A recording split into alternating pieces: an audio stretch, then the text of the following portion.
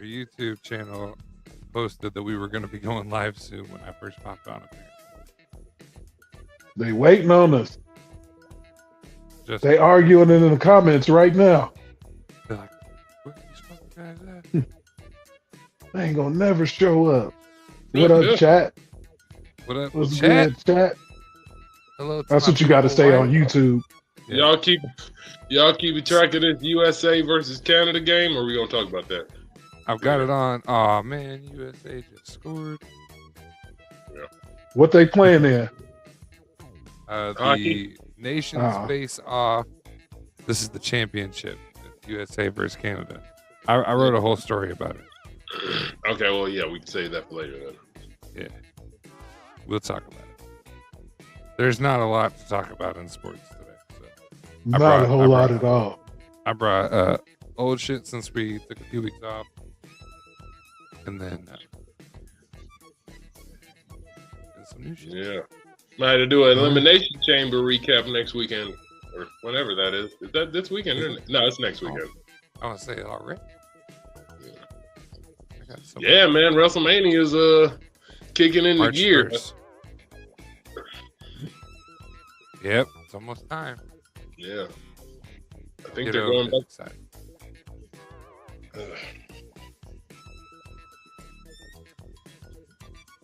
All right, we got two people. That's enough for me. What's up, everybody? It is time for the Wire Sports Podcast. I know we're on Thursday, and we started a half hour and 9 minutes late. That's not how you say that. That's how I'm gonna say it. We got Sahi in the room. We got Ray in the room. We're gonna meet everybody and see how they're doing. But first, I gotta tell you, we gotta talk about the Super Bowl because we took some time off. We gotta talk about the Super Bowl halftime show because I'm itching to talk shit. And we got some football to talk about. We got some trades. We got NBA. We've got performances. We got no performances. We got hockey and so much more. The Wire Sports Podcast. It starts. Rob here. I'm going in, it's first and 10. I'm a legend boy, a champion. They can't match the flows, the X's and O's. I'm breaking the codes, devastation about to unfold. They calling me Derek by the way y'all roll. Bet you never ever seen a pro this cold. I float like a butterfly, sting like a bee. I mix with Iron Mike and the great Ali. I'm a run it back, believe me, baby. I fathered the game, call me Daddy Brady. I'm like that, try be like this. Sammy Sosa, that boy don't miss. It's the return of the greatest. Any way you name it, I'm everybody's favorite. I'm bringing the pain and bringing the fire. Hey, stay tuned, it's going down to the wire. People may not know this, but we take season breaks, but we don't count the seasons anymore. 13 seasons of this, and I still want to know why the producers think that it's okay for Sahi to pop up during Return of the Greatest. Whoever made this intro is clearly paid off by Sahi. It's just, no. I'm just kidding. What's up, everybody? It's the Wire Sports Podcast. Sahi will be back in just a minute. Oh, there he is. Sahi, who you paying, man? We know it. We know you paying. Yeah, I just had a meeting with the producers. Oh shit! I didn't pay them. I was just meeting with them. I had to tell them a great job. They're doing great. It's gonna be just Sahi for the whole intro next week. How you guys doing? I'm doing good, man. I feel like I'm in. I'm loving this music. I feel like I'm in like a new age Sonic. Yeah, it kind of feels. You know like what I'm saying? You know, they have the best music. They did. They did for sure. How you doing, Ray? Doing well, man. Can't complain. Got some family in town, hanging out with them. You know, everything's good. Hell yeah, love the family time. If anyone at home is always wondering, like, why do they seem awkward when they're greeting each other? It's because we hang out for like 25 minutes before we start the show. We've done all of this already, but we're here. There's a little behind the scenes. I probably wasn't supposed to say that. Hey, guys, there was a Super Bowl that happened. Oh, go ahead. Before we talk, can you control the volume on the music? Yeah, is it too loud? Yeah, it just got a little. Hey. And I got the in ear in. It's like. Oh yeah, I didn't notice. How we rocking? Is that good? It'll do. You need more? I can take it down more. Yeah. And let's just make it here. Oh, yeah. You know this one. All right. So since we last met, there was, my wife has already jumped ahead of us. Do we have to talk about the Super Bowl? Yes, we got to talk about the Super Bowl. Super Bowl 59. It was a rematch. Two powerhouse organizations. No strangers to the postseason, either one of them. I think I can speak for everyone when I said that. I think before and now I've said, none of us were really shocked that it was the Eagles versus the Chiefs in the Super Bowl. But what was shocking was the absolute ass whooping that Philadelphia laid on Kansas City. Going into the half, guys, it was 24-0. The final score, 40-22.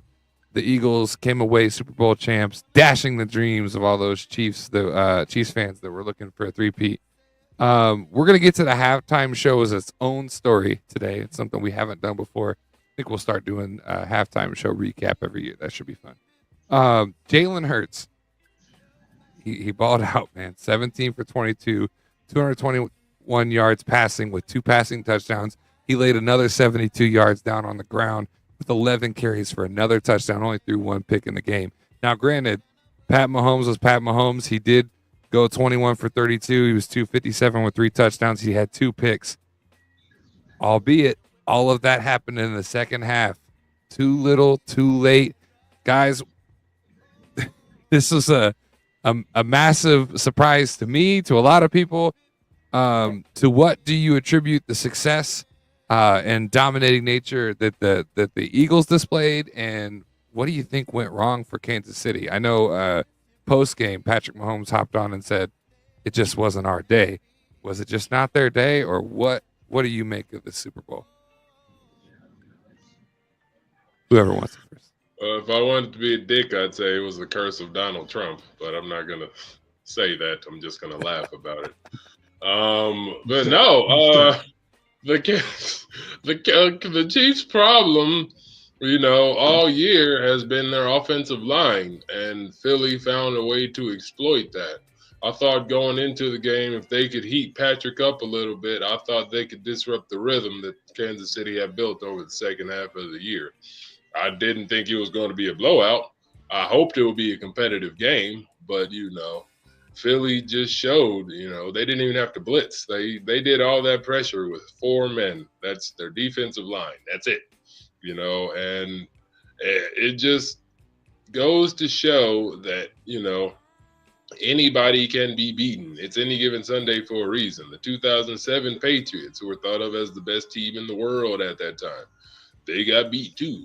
Their weaknesses got exploited, so I think going into next year, there's going to be even more parity because the Giant has been knocked down a peg, so to speak. So I'm interested to see if this galvanizes any of those AFC teams that can't beat them, the Buffaloes, the Cincy's, the Baltimores, into getting over the hump now that they see, the God can bleed. So it was a good game overall. Well, from Philly's standpoint, so sad for the Chiefs, but they'll get over it. To sum it up, Ray saying that it was like that scene from The Adventures. I am a god, you fool. Yeah, Philadelphia said, "You God." Yeah.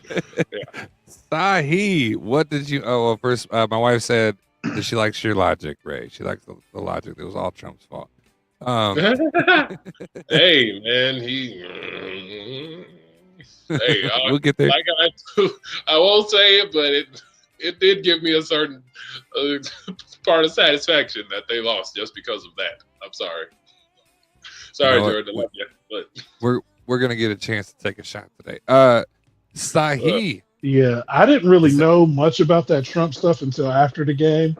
They're playing videos about it. So that, I guess to a lot of people that wouldn't look great. That wouldn't look great. And I don't know. I didn't like Travis Kelce's haircut. Like the way he had his hairstyle. Yeah. It would look like he was just doing too much, like trying to be too camera ready. And I just screamed like, I'm not focused. I'm not ready to play. So I just felt like the Chiefs are too used to being in the Super Bowl, so they treated it like just any other game. Um, and when you're playing in the Super Bowl against a team that you beat a couple years ago and they're hungry, like they're going to come out on fire, and you got to be able to match that. And they weren't able to match that or really catch a rhythm until late in the game. I kind of felt like it was going to be a double-digit win for the Eagles. I remember putting in the chat it was going to be 13. They're going to win by 13, but I mean it was more than that. I mean the game was over by halftime. I said Um, 7. you said how much? By 7.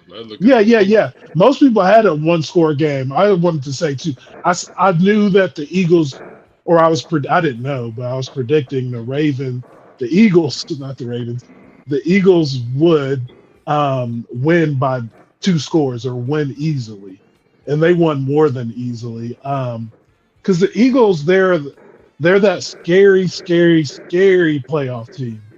You know, Saquon Barkley. To win championships, you got to be able to run the football and stop the run. They got that amazing D line, like Ray said, all first round draft picks, top to bottom. You know, second strings got number one picks too. So one guy goes out, another phenomenal elite rusher is coming in. So it was going to be hard for anybody to beat the Eagles in these playoffs. Um, and the Chiefs, they just weren't ready to play. It was sad that it was such a non-contest by halftime because I didn't even really want to watch the Super Bowl, to be honest. Not a Chiefs fan. And the Eagles, my Bucks, we kicked their ass each and every year in the last few years. So I'm just like, they don't even deserve to be in here if they played us. You know what I'm saying? But we just had to happen to lose to the Commanders. If there was a team that could have beat the Eagles, it would have been Tampa, and it would have been Baker versus Mahomes. You know? But uh, it was a terrible game. Terrible game. Eagles got it easy. It was a sad way for the season to end, you know? Yeah. Like all that build up and hype to be over in the first quarter. Yeah. It was very gratifying for some of us haters out here, but I'll leave the hater rate at home. Yeah. Look, let me ask you. Oh, go ahead. No, I was going to say, I'm sure it's satisfying for y'all who have to deal with it every day like you. But for me, it was just, I wanted to see parity. You know what I mean? I just wanted to, like, I didn't hate New England back then. I just wanted to see a different team do it. You know what I mean? Yeah. Like now, it's annoying that it's the Eagles, so that doesn't really give me any more satisfaction because now I got to deal with that in the division and times 2 because the Commanders made it also. So, but yeah, I just want somebody different to win. So. It's all right, I guess. Well, I mean, I think we can all get together and give like a pat on the back after everything that he went through to get here. Look, I brought up Saquon for a reason. We talked about this on our last show. It's been all over sports media this whole season. People hating on Jalen Hurts. Hasn't proved himself. The team is kind of carrying the man. Saquon, as amazing as he is as a running back in the season that he had this year, the Chiefs kept him to 57 yards over 25 carries. There were no rushing touchdowns from Saquon Barkley. This cannot be attributed to the running game in Philadelphia, this ass whooping that was laid out. I already dropped Jalen's stats. This was the battle of the number 1 and number 2 defenses in the league. Can we start to give this man his flowers at this point, or does Jalen Hurts, even after a deciding victory over the reigning Super Bowl champs, still have more to prove? Well, I remember when he played in the Super Bowl a couple of years ago, people were calling him the best quarterback in the NFC. Because he outplayed Mahomes, and then he kind of regressed back to the mean a little bit, and then people were, calling it trash, saying he need to get out of there last year. So I think the bottom line is Jalen Hurts is a winner. When the moment comes, He has what it takes to galvanize his team over the top to be able to put themselves in a position to win the game. Are his stats going to be mind-blowing most times? No. I don't think the Philadelphia Eagles need him to do that. I think when he's required to, he can. But, you know, like when they started off the year throwing the ball all over the yard, that wasn't successful. They had to incorporate the running game and leave Jalen as he can do this as you almost have to make the defense forget that he's a good quarterback. You know what I mean? So is he ever going to be the 4,000, 40 touchdown guy? No, but I'll take a consistent winner over a pure stats guy any day. But to answer your question, I don't know. Because I don't think so, because people forget about history when they make these arguments. It's very microwaved moments. And if you take it into account, Jalen Hurts is a winner. But I'm hoping that this will quiet some of the haters because he's a good quarterback. Until this year, he's done great in fantasy, too. Sahi, what do you think? Does the man deserve his flowers, or has he earned the hate he receives year after year? I wouldn't say he's earned his hate. We are talking about Jalen Hurts, correct? Yeah, and I'm talking about football hate, saying that he's undeveloped. He's still, kind of. That man is a statue. He ain't gonna get you nothing. I'll tell you this. If I'm down 10 points in the third quarter and Jalen Hurts is my quarterback, I'm not 100% confident as I would be if it was Tom Brady or Aaron Rodgers, Matthew Stafford, Russell Wilson, some of these guys. I don't think. Yeah, Russell Wilson, 2-time Super Bowl champion, right? Or he won one and went to a couple. Once upon a time. I'm just saying Super Bowl winning quarterback. Well, yeah, I know. Just messing with I'm trying to think of the other guys. I said Aaron Rodgers, Matthew Stafford. There's some guys in there. But Tom Brady. Jalen Hurts, he's on a great team. Let's not gloss over that fact. What was Jalen a top 5 quarterback taken in the draft? He was a Second rounder. So no, he's not like the prototypical quarterback. You got to build around him, and it wasn't until they got Saquon Barkley that took him over the top. The threat, even if he doesn't. Like you said, he didn't rush for that much in the Super Bowl. But just the threat of having Saquon Barkley out there, defense is going to have to play you different. And then you're going to be able to work off that play action, and it's just going to be so much better. And you got Heisman winning receivers. You got Devontae Smith over there, and then you got A.J. Brown, just a physical freak. Don't they have a pretty good tight end, I think? Dallas Goedert. Yeah. So they're ready to go at all 3 levels on the offense. Good offensive line. They don't have anything that Jalen has to overcome. Tom Brady, he doesn't always have the best receivers. He made those guys better. Aaron Rodgers. They had a bit of a stacked team. He kind of underachieved a little bit. Matthew Stafford, he was the reason why the Lions did anything. But I like Jalen Hurts. He's like, I don't know. He's like a Black Dynamite type character. He looks like he's 42 out there, and he's like 27. Like he wears the old man hats and has the beard. And he's like, there's a picture of him like hitting a cigar.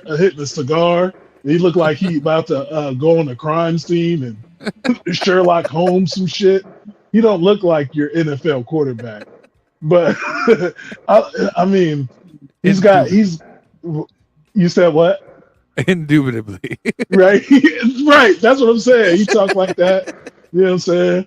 Um, but he has special traits as a he's not the fastest guy, but he's super strong, and he's got quarterback playing experience. So he wouldn't be the first quarterback I take, but he'd probably be top 20 for sure In the NFL? in the Like NFL. now? Yeah, top He- 20. Where you want to place him in that top 20 is up to you. But for I me, it would be like 11, 12. If you had him at 20, I probably wouldn't have a problem with it. Okay, because that's top 10, that's top 15, not top 20. The way you put But it, I'm like just saying, top if you 20, that's like for me, if you had him average. at 20, if you have him at 20, I'm not gonna argue with you. No, I do not have them at 20. I think the list is fluid outside. We're not talking about quarterback rankings, but I think the list is fluid outside of like the top 3 or 4 guys because it just depends on who's having the best year that year. I think outside of Patrick Mahomes, Josh Allen, Lamar, and Joe Baker Burrow, Mayfield. He's a I homer. love Baker. I love Homer. Baker. I'd have to put him in the top 15 strictly. Top 15 strictly. Oh, we're gonna talk. Like I can't even put my own guy in the top 5. He's top 15 strictly. I'd put him on the borderline of top 10, but it's just it's just so many different guys play well, and it's whatever you prefer. But we can move past that. We're not talking about that. Sorry, Jake. Jacob says he doesn't like it. Y'all hating on the Chiefs. You know what? We're gonna move on from the football game to the halftime show. But I mean, something you've been wanting me to say all year. Here, let's get nice and tight on this one, so I can make sure that we all say it. How about them Chiefs? I knew what you were doing. I didn't even have to. All right. This year's halftime show ran 13 minutes, guys. It was electric. Kendrick Lamar not only covered a fair amount of his own discography, but he also directed it in a way that was delivering a true, and at least to some of us out here, immensely important message to the country, especially with all that was in attendance, Oompa Loompas and all. Samuel L. Jackson played the role of Uncle Sam. This performance, to me personally, had deep meaning. I really enjoyed everything and watching the Easter eggs play out. I had to watch it 3 or 4 times after the Super Bowl was over. It told the story of a country divided, riddled with systemic separation and racism. It included a heavy final punch, I would hope is a final punch, to Drake and the feud that Kendrick and Drake have had going on. The internet has been full of individuals who have come out almost immediately and said it was the worst halftime show they'd ever seen. It's everywhere. News anchors, haterade all over Facebook, Instagram, you name it. People saying they didn't know who Kendrick was, couldn't understand anything he said. The show went on too long. I think I remember the corpses of the God, I can't even think of the name of them right now. Corpses of old rock bands playing for 30 minutes. Yeah. Before I kick it around, let me just say this, because we don't get to do this on this show this much, and this is you guys' chance to, you can go as tight to the music or as tight to the other meanings as you'd like to, because that's what H2G's always been about. But if you are spreading hate about how this is a bad halftime show, and any of that bullshit that I just listed off is how you feel, and you happen to look like me, then you should probably reevaluate why the fuck you actually didn't like the show. Because I understood it just fine. I thought it was a fantastic show. I think Kendrick Lamar, with all of his Grammys and all of his nominations and his Nobel fucking Peace Prize, has earned his time on the halftime spot at the Super Bowl for the second time, might I add. Let's not forget about the aftermath situation that went on just a few years ago. I mean, this is in his first gig at the Super Bowl. So, guys, what did you make of the halftime show? What do you think of all this hate that's being spread after the fact? Is it just people are ignorant and like, oh God, another rap artist? We would have preferred Dolly Parton come out. Like, what do you? No hate to Dolly, love Dolly, but what do you guys make of the show? And or if you want to address the hate or any of the messages that were put through Kendrick's performance, feel free. This is your shot. You want to go Did first? you want to take it, Ray? Because I know you me, probably. I don't want to step on anything you want to say because I know you got something for it. Oh yeah, of course.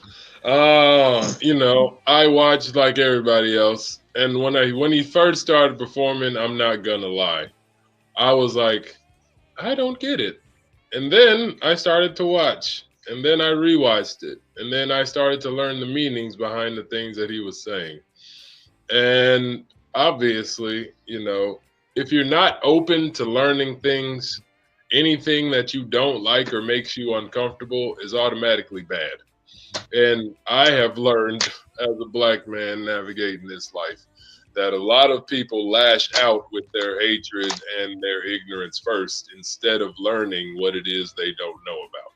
So all the haters and the trolls, especially about black things, don't bother me as much anymore. Like, there was a whole bunch of said people talking shit about the new Captain America movie, and I sat my black ass right in the theater and I watched it with this shirt on. And, it was a good movie. Was it comparable to the earlier in Marvel? No, but it was still a really good movie. And when haters take it upon themselves to hate without the substance of knowledge behind it to validate their arguments, that's all they are. They're haters and cowards, to be frank. So it didn't surprise me, the hate it got, but it doesn't bother me nearly as much as it used to because I know of the place it comes from. It saddens me because I thought that we had risen past some of those things, but with the current events as they are, we own 10 again. We hyper vigilant and we paying attention again. So it doesn't surprise me that people have validated their own behavior. I'll put it that way. Man, I can't wait to come on Free Mess and talk about many things, but also Captain America after I get a chance to see it. Yeah, we got to get that going. Yeah, that's gonna be a cracker. In the banger sense, I just thought about the end. It's gonna be a banger show. You know what I mean? No, you're good. I got you. Firecracker. No, that's all right, Ray.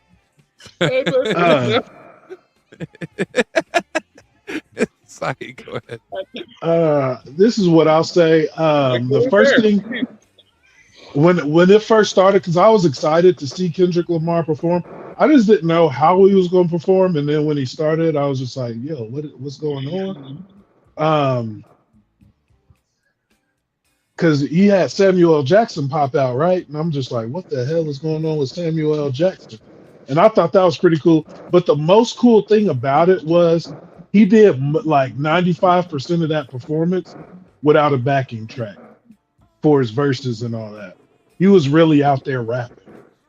Like, let's get that out there. Like, he was actually rapping. And one of the complaints is people couldn't understand what he was saying.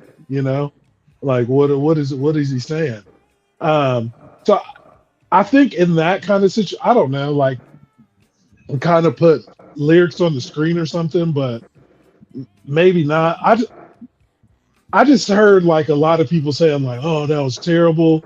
That was the worst performance," just because it wasn't like a super jump in, like he didn't summon a dragon or something and do something crazy and stupid. He didn't have people out there twerking. He was really out there talking about something and trying to put it all together. I think as time goes on, people are going to look back at it better. But it was still a good performance in my eyes, just off the simple fact that he was saying the message. He was out there really rapping. But to me, the best Super Bowl performance of all time is still Prince. So Prince once, great. and I don't think that'll ever be beaten when he did Purple Rain and it started raining. In a That rain was storm. that was divine shit, bro. He summoned the rain. for sure. And people are just expecting them, like, I don't know, Kendrick out there to just be doing something like people just want to be entertained, you know, Yeah, Oh, and yeah. they don't want to be talked to. yeah. And the They problem just want to is, be entertained. and the problem is, if they don't see themselves in the message, they think the message has no value. Like Facebook is putting more of this stuff in my algorithm, and I just see people just saying the most, racist stuff. It's like they don't even, realize that other people are around. So I just, I've just started calling them out by name. Like, do you realize there are other people around? There are other people here, or do you just not care? And People can see this. Employers can see this. like, I haven't, I'm not that petty. I'm not going to report to try to get people fired. I'm not that type of person. But like, if you that racist that you just spewing it with no regard to who's going to see it and who thinks it's terrible, then you need to be verbally slapped down. I have no problem doing that to anyone I come across. Anyone. Yeah. Man. Before we move on, guys, has anybody heard from Drake? Oh yeah. I have mean, listen.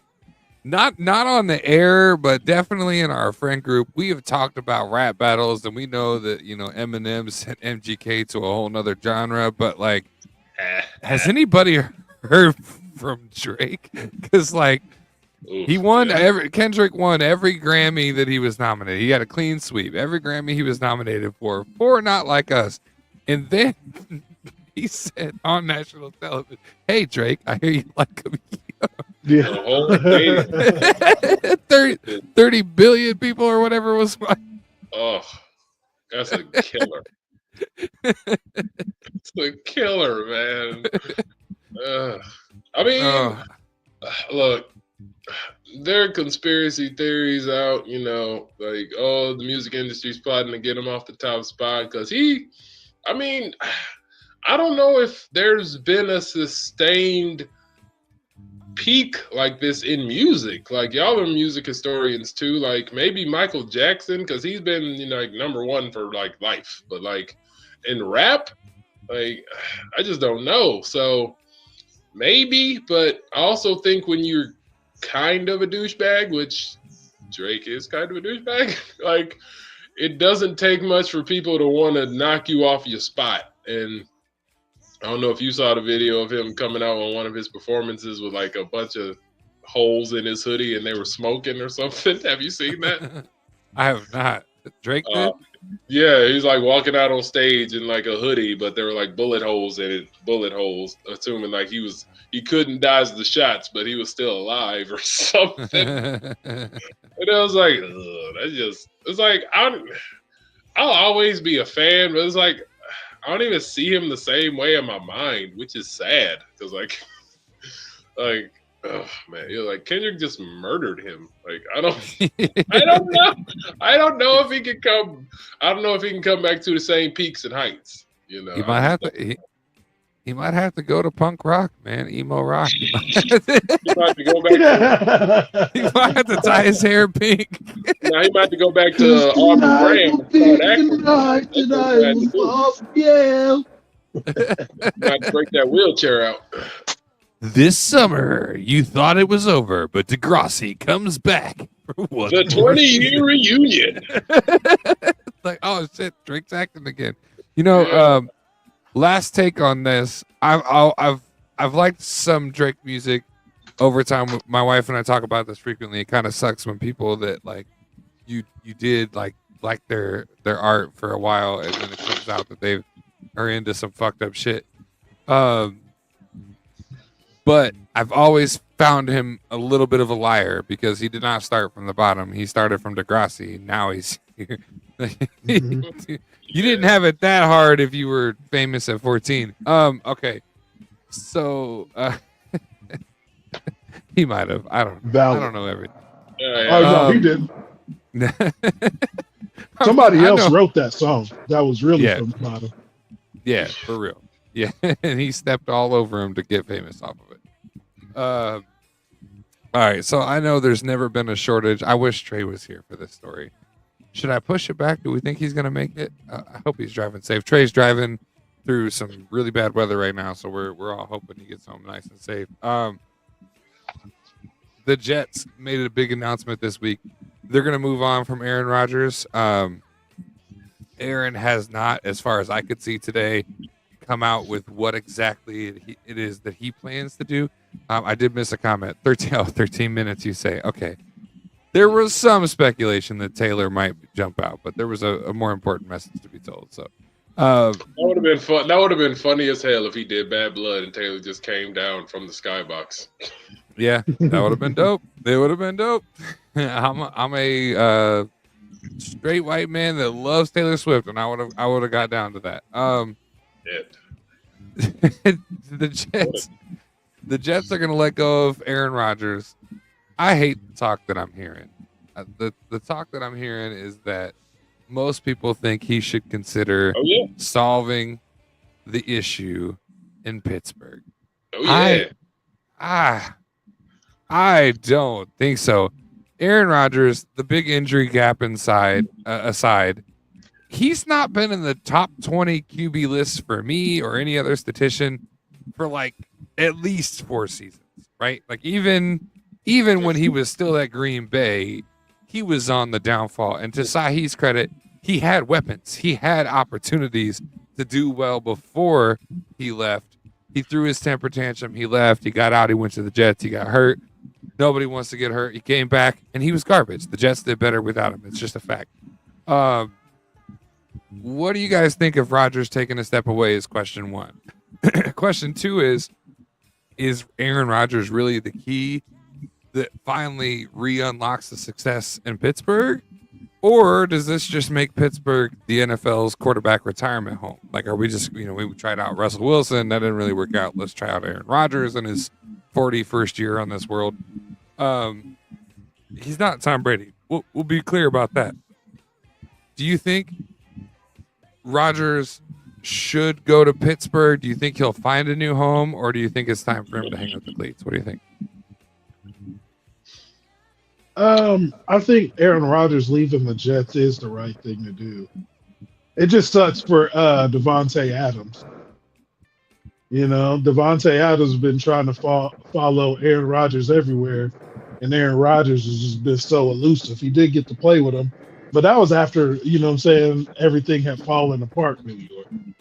And I remember when they signed Aaron Rodgers, he was supposed to be the guy.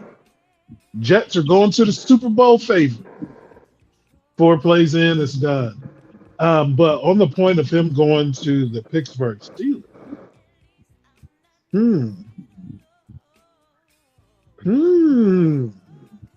huh? Aaron Rodgers, Mike Tomlin. That sounds like a dynamic duo to me. If anybody's going to get George Pickens to act right, it's going to be Aaron Rodgers. All right? He going to introduce him to ayahuasca, to DMT. You know what I'm saying? He going to do some seances with him and all that. Sweating in a hut somewhere. Yeah, for real. He going to really turn his career around. I'm good. But the Steelers, they need a run game. There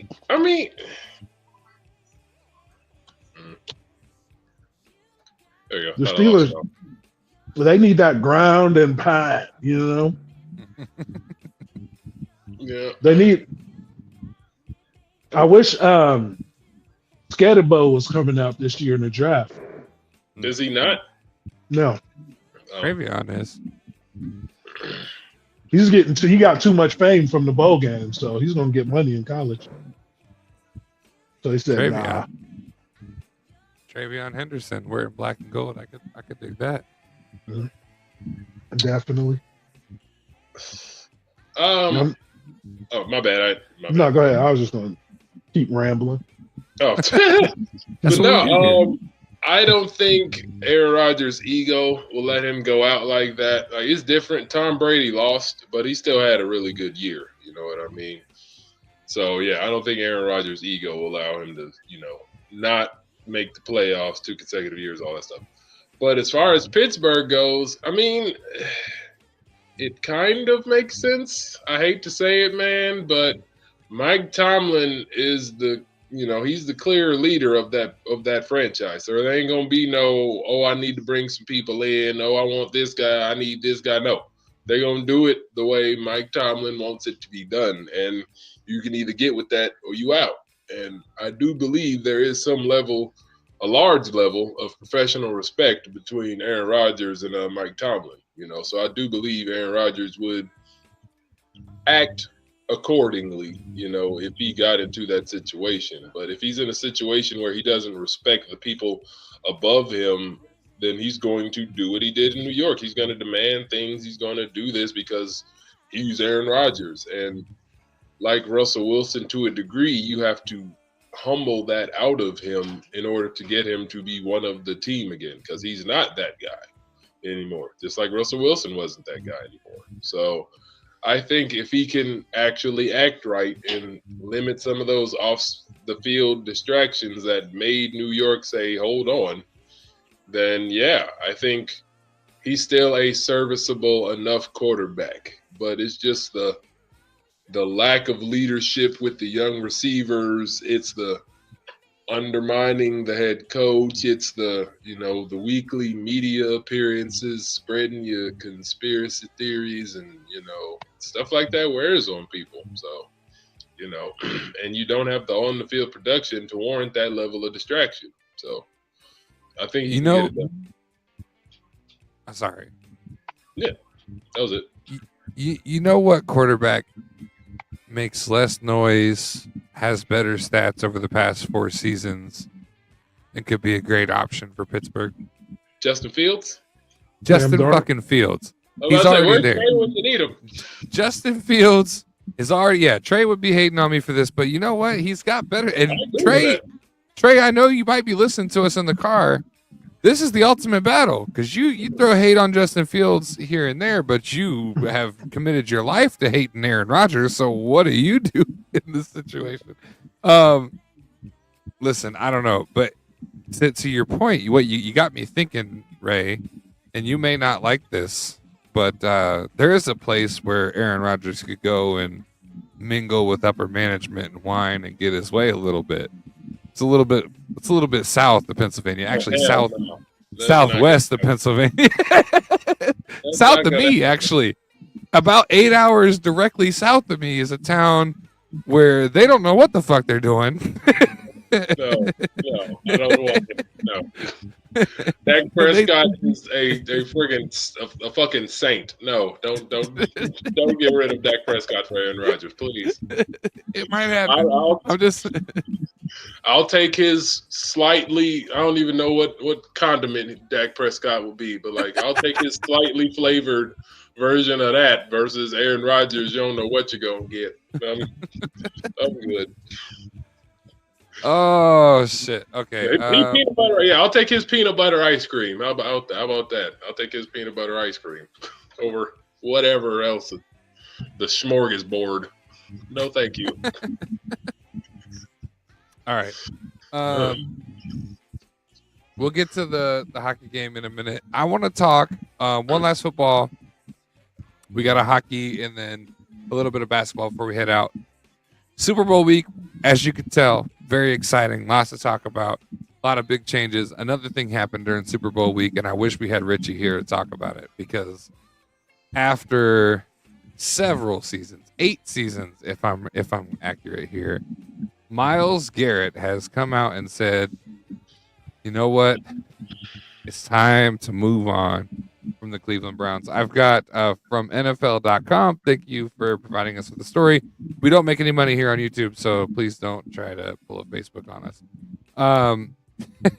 Myles Garrett took to the media Super Bowl week and said, as a kid dreaming of the NFL, all I focused on was the ultimate goal of winning a Super Bowl, and that goal fuels me today more than ever. My love for the community of Northeast Ohio and the incredible fan base of the Cleveland Browns has made this one of the toughest decisions of my life. These past 8 years have shaped me into the man I am today. While I've loved calling this city my home, my desire to win and compete on the biggest stages won't allow me to be complacent. The goal was never to go from Cleveland to Canton. It has always been to compete and win a Super Bowl, compete for and win a Super Bowl. And with that in mind, I've requested to be traded from the Cleveland Browns. So, fellas, A, how do you feel about Myles Garrett's statement and how he put it out there? And B, where would he be best fit? Where would he be best utilized? So my dad is a huge Browns fan, and he actually called me when this story broke and was like, "Could you believe it?" And I was like, "Kind of." It hurts a little. It hurts me. You know what I mean? Because like Myles Garrett is literally the cornerstone of that franchise. I think, they picked Johnny. Like he came after the year they picked Johnny Manziel, and he flamed out. So like he's been it basically. The only thing they can hold their hopes on. So for him to give up basically on the team, that says a lot. And I hope it's not a domino effect for other good players like Joel Bitonio, David Njoku, Nick Chubb is a free agent this year. So I don't know. It hurts where he could go. Detroit already traded for one Browns pass rusher. So I don't know if they have the capital to do it immediately. But no, I'm not going to say the Steelers. You know what? I'm going to say the Cowboys. Screw it. Oh, my God. That's hate. Hate. I mean, because my reasoning is that DeMarcus Lawrence is finally going to be a free agent and leaving. Y'all know how I felt about him. I thought he should have been out of there like 5 years ago. So if you're going to replace him, why not spend a couple first-round picks and solidify the pass rush next to Micah? Now, you're going to have to figure out the money because Myles Garrett needs a new deal in 2 years, and Micah Parsons is coming up this year. So that might be complicated, but it's doable. You might have to sacrifice a couple of things, but 2 pretty much Hall of Fame pass rushers would alleviate a lot of that run defense and offense pressure on the team. So I'm going to be a homer and not help anybody else in the NFC and say my team. You know who's got plenty of money because they don't pay for a good quarterback and are never in the draft with a always winning season and known for solid defense. Steelers. Sahi, what do you make of Myles Garrett coming out saying that's it? I'm taking my talents somewhere else. It's not the first time Cleveland's heard this. What do you make of that, and where do you think he should go? Yeah, I thought you were going to say the Buccaneers for a second, the way you're setting that up. South Beach. But, yeah, every team wants Myles Garrett. Are you kidding me? I was looking, as soon as he said, I'm like, what is it going to take for him to go to the Buccaneers, We got to get Myles Garrett in the building somehow.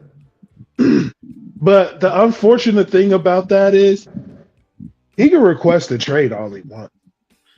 It doesn't mean he's actually going to get traded. The Browns will have to be an idiot to trade him. He's not getting traded because the Browns can't afford to trade him. They got so much money issues. They might get some help with the Sean Watson TikTok situation. Like, what a knucklehead, as Chuck, as Chuck would say, you just a knucklehead. But it's true. They're not going to be able to get away from him just because of all the money that they owe. They're not going to be able to find a trade. Unfortunately, for this season, Myles Garrett is going to still be in Cleveland. I could see him leaving after the season, though, getting traded. But I don't know, man. It's just kind of one of those things. Like, what you play for the Browns, bruh. What you expect? To their credit, they did make the playoffs, season before last. Injuries just got to them this year. Like And the Deshaun Watson contract is holding them back. Like if they were able to move off of him easier and were able to get a quarterback, I think they'd be right at the top of there with the other people in the AFC. Their defense was that good. It's just, don't even have face. They were, but I just, they just one of them snake bitten franchises. If it ain't one thing, it's the other. So, they can't seem to win to lose, to be honest. Some might say they're determined to lose. I wouldn't. Sahi, you said something interesting. They'd have Cleveland would have to be a bunch of idiots to trade away Myles Garrett. How would you describe an NFL organization? We won't put a name to it, but say there's a quarterback out there who's become a free agent recently because he's facing 29 counts of what's probably going to amount to sexual assault. Ends up being 22 confirmed convictions of sexual assault, and that NFL team decides, you know what, we're going to guarantee him $230 million over 5 years because we think we can use him when the time comes. How would you describe a team like that and that kind of decision? It's just a joke, Well, it's a freaking joke. When they offered him the contract, the cases were still under investigation, I believe. And there was 29 at that time. There was a lot. Well, there was a lot. I wouldn't have done it. But the thinking was that he was going to be what he was in Houston, and that was a better quarterback than Baker. I mean, as much as I love Baker, like Deshaun was looking like a top 5 quarterback in the NFL. So in theory, you make that gamble. It just didn't work out. And Baker taking Tampa to the playoffs 2 years in a row, and the Rams in fighting position when he was with them also doesn't help. Am I at least safe in saying that if there's a team that makes bad decisions, it's Cleveland? For sure. Okay. They might let Myles Garrett walk. Okay. I mean, if you trade him, you have to, like, if they trade him, then I'm definitely taking that pass rusher number 3, and I'm definitely taking probably another one with any of the other couple of picks they get, because you're going to need a couple of people to replace a literal Hall of Fame player, but it can be done. You just have to make sure you get the most you can and be reasonable still. Like, we're talking at least a couple first-round picks and a player. You know what I mean? So So it's worth pass rushers. There's pass rushers coming up. Jack Sawyer's in the draft. That Abdul Carter guy from Penn State, he'd be a perfect edge rusher for them. Oh yeah, he's like Micah 2.0. The only thing about that is none of the guys in the draft are proven. So, would you want to take a chance on something versus something you know? True. There's also free agency. One free agent and a promising rookie might equal 80% of Myles Garrett. 80%. God, it just that production is gonna be sorely missed. Like, they're facing off right now. And by the way, I'm gonna go off camera for a hot second during this. So if one of you finishes the take, just jump to the next one. USA and Canada facing off in the Four Nations Championship right now as we are recording. It's 2-2. It's tied. Everything's knotted up. There's been 21 shots by Canada, 22 by USA, literally tied to the teeth. When these two teams met last week, plenty of fights, plenty of tension. Do you expect more of that out of this game as it's been going on and we've been talking through the whole thing? And with all the tension between our two countries in real life, what does a win mean out of this game? Whoever wants it. I don't know how much it just means that the USA is better than Canada, right? And I guess in that game at hockey, but I don't know how much it the reason the fights were started is because the American players wanted to come out and be like, "Oh, we don't want to be pushed around. This is America. We're standing up for America." But that's kind of a foolish stance to take when America's president is the one that was picking a fight with Canada.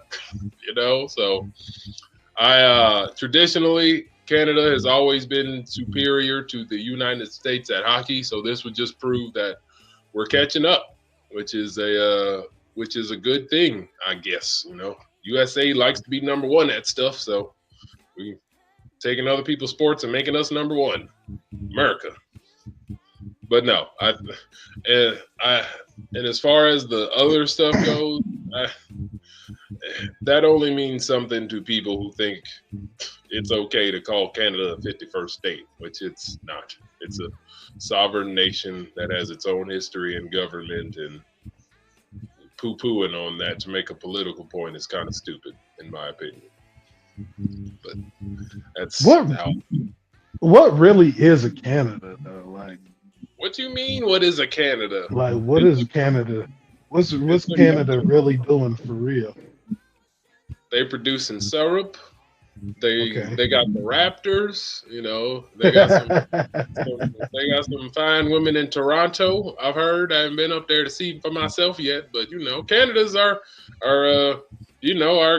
friendly and non-problematic neighbor to the north. They're like that dude that always gives you some extra stuff whenever you go around his house and you need it.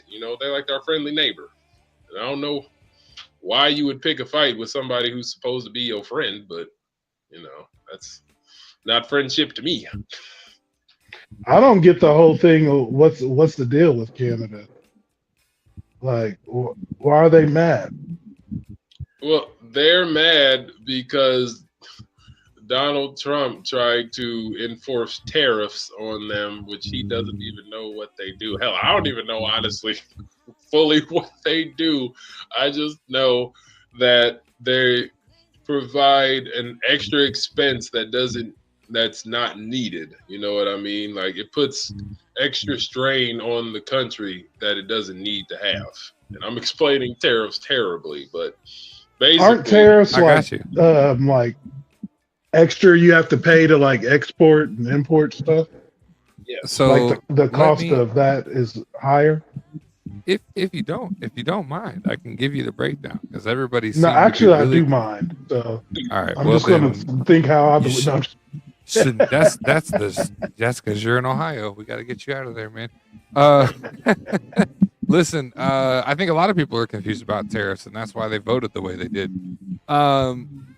This is how a tariff works. Okay, you run a retail store and you want to sell CM Punk t-shirts, and I am the best manufacturer of CM Punk t-shirts, as you can see by the one I'm wearing that I bought from Hot Topic. Thank you, Hot Topic. And I am in Canada, and so you want to get your t-shirts from me solely from Canada. What Trump has done in order to attempt to make it suggested that you make the t-shirt yourself, he's made it 25% more expensive for you to import my t-shirt. So the tariff is paid by the person importing the good. So if you want t-shirts from me and my company in Canada, you have to pay 25% more, which means you're going to have to raise the price of that t-shirt by at least 25% to make the profit you had planned on. He did that for every country. 25% is the low number. Canada's mad about that. They're also mad about the fact that he said, literally, you're not a viable country. You should just become the 51st state. And they're like, I think no. Canada's been a thing longer than the United States has, which is also ridiculous. Same with the Gulf of Mexico. Not to turn it completely political, but that is why, as a Canadian hockey fan, I would want to whoop somebody from America's ass if I was a Canadian hockey fan. Also, Crosby's on the team, so like I am rooting for Canada because I like Crosby, but that is what tariffs mean, and that is what was said by the guy who runs the house in DC. Yes. Oh. Thank you for explaining that, sir. Yeah, for sure. yeah, I knew it was something like that. Yeah, I knew it was something like that, but I won't ever admit I don't know something. I'm gonna just generalize until I get it. So Yeah. there we go. Long story short is tariffs drive the prices up. So if you thought you voted for cheaper goods, you voted backwards. There was somebody who promised to protect the middle class. We'll talk about that on Free Mess. Listen, last time we met, I think, did we cover Luca? Did we get to cover that? I don't think so. No, I don't think so. Okay. I got a lot on that. So Luca made the move. There was a trade that happened, supposedly out of nowhere. Anthony Davis went down to Dallas. Luka Doncic went up to LA, out to LA, over to LA. How do you want to say it? Up and out. Up and over. Up and over. Since that trade, Luka's only played 3 games, so he's new to the organization. And I guess to put it as mildly as possible, things really haven't started to click just yet. There's been some major missed passes, issues with play structure. There's been some disruptions in the flow of things, specifically in the paint or as the play is being executed. Since we haven't covered it, I'll throw this point in that's not written here. LeBron claims to have known nothing about his buddy Anthony Davis going down to Dallas and Luka coming in his stead. Do we believe that? A. B. Do we think they'll be able to figure out Luka and LeBron? And B.5. Do we think they'll figure it out in time for Luka to make a decision in August? Because the way this trade is set up, Luka can either commit to LA by August 2nd, I believe, or he'll have the option to go wherever he wants or whoever wants him. What do you make of the trade? Is kind of the given here. Do we think that LeBron truly knew nothing about this or made the call himself? And then do we think Luka and LeBron can connect in time for Luka to commit to LA long term? Okay. So people watching might not know this, but I lived in the Dallas-Fort Worth area for a period of my childhood. So I'm very fond of the sports teams there. So I'm a Mavs fan. And when I first saw the news, my mouth dropped open. And then when I heard the scuttlebutt around the trade, I immediately didn't like it. Because the simple fact that the man took you to the finals last year and the conference finals a couple years before that should tell you that he's capable of doing so. And even if he is overweight, like, the brass in Dallas wanted to make it out to be, overweight Luka is still better than I'd say 95% of the league. So you don't just give up on a young superstar like that. That's the first thing. Second thing is, no, I don't believe they knew, because Rich Paul is the agent for both of them. And if he knew, then LeBron would have known, and he himself didn't know. And I don't think there's any way LeBron would have traded away AD. Like, he won a championship with him. As much as he wants to play with Luka, he also knows that will come back on him. And I don't think LeBron wants that level of proven, meddling. Like, people can speculate all they want to, but like, if his name is attached to that in any way, it's going to reflect negatively on him. So no, I don't think he knew. And yes, I believe they can figure it out, because LeBron and Luka are two of the best minds in basketball ever. So I believe they can figure out how to work well together. It's just going to take a little time. And I think they've built up enough of a cushion in the West that they can still make the playoffs. But how far they go, I think, will be determined by how well they mesh together. But I definitely think they can do it, and they will have some level of success in the playoffs. I think what's going to hurt them ultimately is their lack of big men. Oklahoma City, Denver, even, Houston with that Şengün guy. Like, they got some trees up in there. So you're going to have some to battle. And I don't know if Jackson Hayes and Alex Lynn are enough to, battle with a Jokic or a Chet Holmgren or even Isaiah Hartenstein in OKC. So I think what's going to get them is their lack of big men ultimately, not lack of chemistry. Tahi, I know you've been known to root for the Lakers. What do you make of all this? Yeah, I've been a Kobe fan, really. I kind of just stuck with him, you know what I'm saying, just to keep it, you know what I'm saying, the same thing. I used to be a Mavericks fan when they had Dirk and Steve Nash, all right? And then they traded away Steve Nash. Kind of a similar thing here. And I hated that. And I was just like, I don't like the Mavericks anymore. But,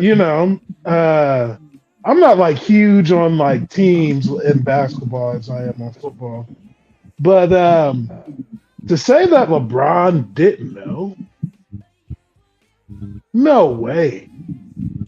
They had him on three-way the whole time. They just told LeBron to not say nothing. You not really here, LeBron. You sure? I mean, we could give you more players. LeBron was probably like, nah, just an AD. You know what I'm saying? I'll act like I didn't know because I don't want to hurt AD feeling. You know what I'm saying? Because I'm the one who brought him here. But, dude, y'all talking about Luka? Okay, send me. And for the Dallas Mavericks, it's not about basketball, why they traded Luka. It's all about business.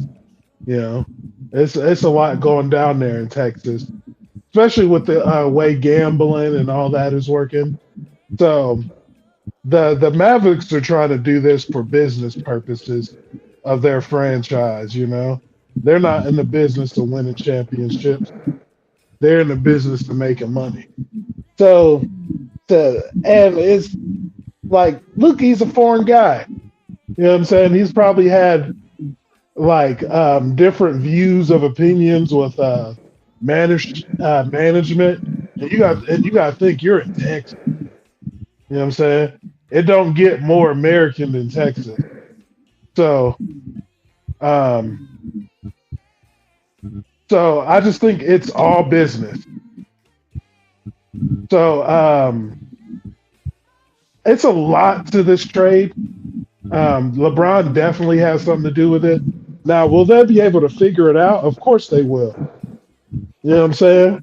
Even if Adam Silver has to make sure of it himself. You know what I'm saying? They might hire, what's that ref's name? Donahue? They might hire him again just to make sure. Just to make sure. All right. We guys, we know how to talk here. I'll tell you what, I came in, I was like, I'm gonna be low on stories, and we got 3 that we're not gonna we're gonna get to them. This is what we're gonna do.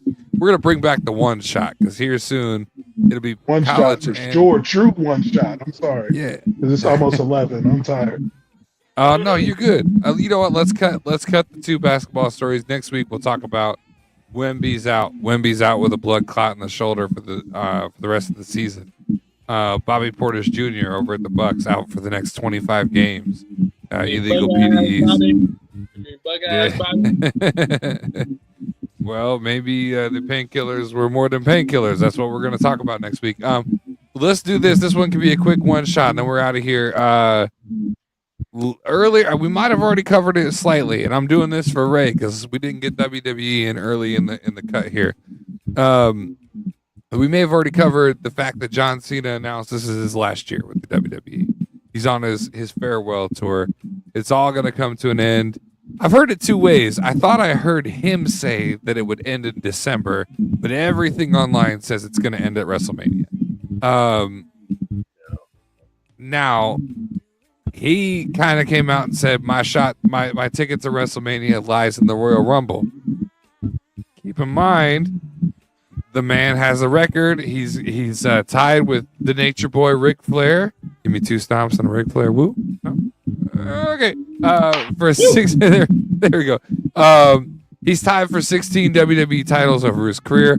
for those of you who don't understand, it doesn't mean that he athletically won these titles necessarily. It means he was so good and so well liked that he was the face of the company, and athletically, he became the champion 16 times.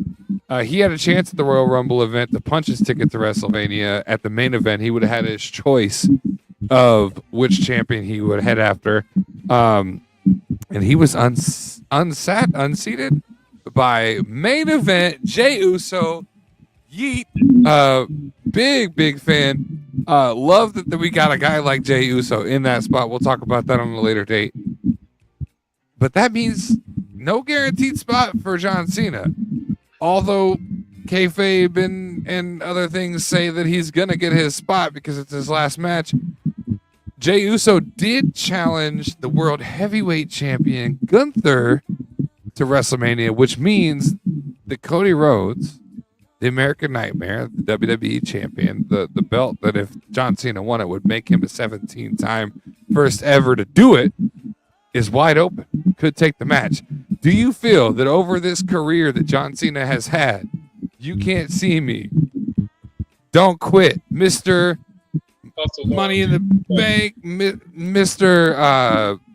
Make-A-Wish Foundation, John fucking Cena, do you think that he has earned a final match at WrestleMania for the championship against Cody Rhodes? Or does he need to win it in in the Elimination Chamber? Does he need to go through the storyline to get that opportunity here in a couple months? Nah, fuck that storyline. I don't give a shit. My 13-year-old self who saw John Cena rapping on 106 in Park and was like, who the fuck is this white dude? And got me into wrestling, wants to see John Cena win a 17th championship. I love Cody Rhodes, but I just want to see it. I just want to stand there and salute my TV while John Cena wins his 17th championship just for the child in me. I know he's going away at the end of the year. You can write a story to where he loses it like in a couple of months, but just for nostalgia's sake, I want him to win it.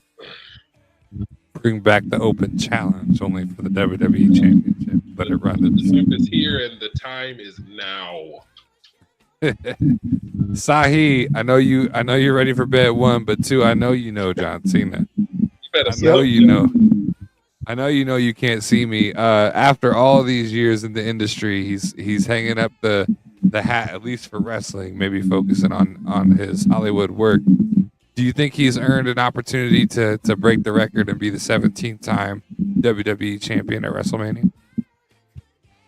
Yeah, for sure. He's been in the organization for that long. They better give my boy a shot. He earned it. Absolutely. Fun fact: John Cena, and he'll let you test him anytime you want. Never once did he have to dig into those PDEs, Bobby Portis Jr. Not once. And we see how big he is. So, all right, guys, quick final thought, and then we're out of here. Appreciate you sticking around for an extra 13 minutes, and we got started late here. Whoever wants to start it off first with the final thought. I just wanted to give a shout out to my boy Sahi. He came in clutch for me and my family this weekend, being the DJ for the show. And, great working with him as always. But, me and the family really appreciate him, helping us out, this week and next month. So I just wanted to shout you out, bro. Oh, yeah, no problem, G. You already know how we do it. Final thoughts. Yes, sir. Final thoughts, man. Get to it, man. Sometimes in life you're gonna have to pop out and show. Yes, sir. That's it. Yeah. You know what? Final thoughts for me is there has never been a time since I started broadcasting. We'll just at least go this far back. Was that 2010? I've had this really corny catchphrase that everybody laughs at: live, laugh, love, like it might be your last. I've said this a million times. When we got to 2020, and we were trying to make a change again, and people were being killed in the street by people with guns and badges, I said, listen, I really mean what I say when I say live, laugh, love like it's your last. The guy who runs this country, and YouTube, don't fucking disappoint me, Facebook would. The guy who runs this country posted yesterday morning, long live the king, picture of himself with the crown on his fucking head. That happened in real life yesterday. Live, laugh, and love like this might be your last fucking year on this planet, because I have no idea what's going to happen. This dude's got cartoon theories of iron domes closing over the country and protecting us from every other country who sees how foul things have gone.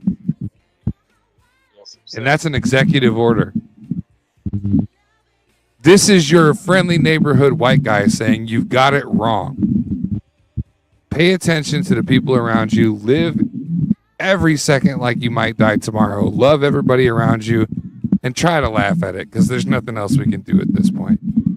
If you don't get the message from anybody else, please take it from us, and we'll see you next week. We're going to talk about all kinds of stuff. Guys, I love it that we're in basketball season, but here in like 2 months, we get to talk about the squirrels skiing on the ocean, because there ain't going to be shit going on but trades. So baseball, yeah, we got baseball. Yeah, NFL. Like the ESPN Ocho is showing axe throwing. Do we want to cover that? Hey, we got Free Mess coming back. I got to tell you, with the new DJ business kicking back up, we're going to relaunch the website. I know I've said it a million times. It's expensive, guys. It's hard to do with this podcast. So share it with everybody you know. Let them know that we're doing what we do here. Check out Free Mesh. Check out The Wire. We've got all the old H2G episodes, all the old Free Mesh and Wire stuff on there, and I'll get it all posted. You're in the right spot. YouTube's got everything. So come check us out. Support us if you want to get involved. Let me know. Otherwise, live, laugh, love like it's your last, and stay classy, would you? Boom. Thanks. Boom.